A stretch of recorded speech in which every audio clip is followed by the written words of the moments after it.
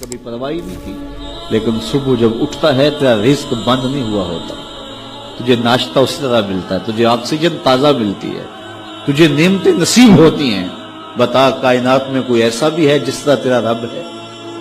ما غرک بربک الکریم، وہ شے کون سی ہے جس نے تجھے کریم رب سے غافل کر دیا؟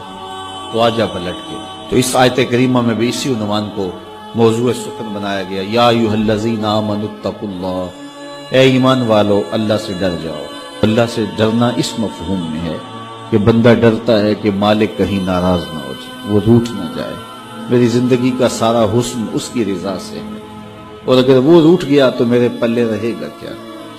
دیکھیے جب اللہ روٹھتا ہے، ناراض ہوتا ہے تو رزق بند نہیں کرتا، اللہ ناراض ہوتا ہے تو آکسیجن بند نہیں کرتا، سورج کو حکم نہیں ہوتا کہ فلاں میرا نافرمان ہے، تیری کرنیں اس کے آنگن میں نہیں جانی چاہیے، چاند کو منع نہیں کیا جاتا فلاں کے آنگن میں چاندنی نہیں بکھیرنی، آکسیجن روک دی نہیں جاتی، کھانے روک نہیں دیے جاتے۔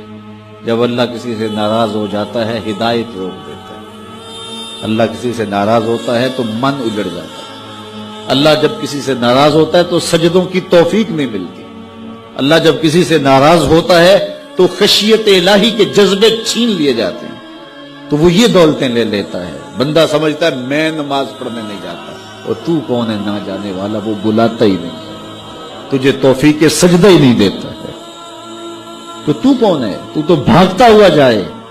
یار کسی کو کارڈ آیا ہو کسی منسٹر کا تو وہ کئی لوگوں کو دکھاتا پھرتا ہے، آج کل تو وہ جو ہے وہ شیئر کر دیتے ہیں، جی مجھے فلاں نے بلایا ہے، تو لوگ جلیاں ڈالتے ہوئے جاتے ہیں فلاں نے بلایا، تو رب نے بلایا ہو تو کوئی جائے نا؟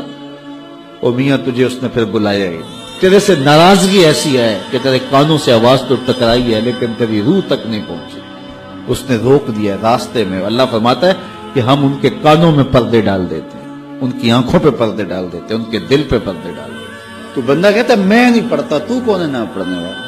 وہ تمہیں بلاتا نہیں، اس قابل نہیں سمجھا گیا، کیونکہ تو نے اس کے حکموں سے منہ موڑا، اس کی فرما برداری کو چھوڑا، تو پھر اس نے بھی تجھے راندہ درگاہ کر دیا، اور بھٹکتا پھر سویر سے لے کر شام تک کس کس کو سلوٹ کرتا ہے، لیکن تجھے توفیق نہیں ہوگی اس کے حضور سجدہ ریزی کی۔ اگر کوئی نماز نہیں پڑھتا، کوئی سجدہ ریزیاں نہیں کرتا، اللہ کے حضور جھکنے کی اگر کسی کو عادت تھی تو وہ مت سمجھے کہ میں نہیں کرتا۔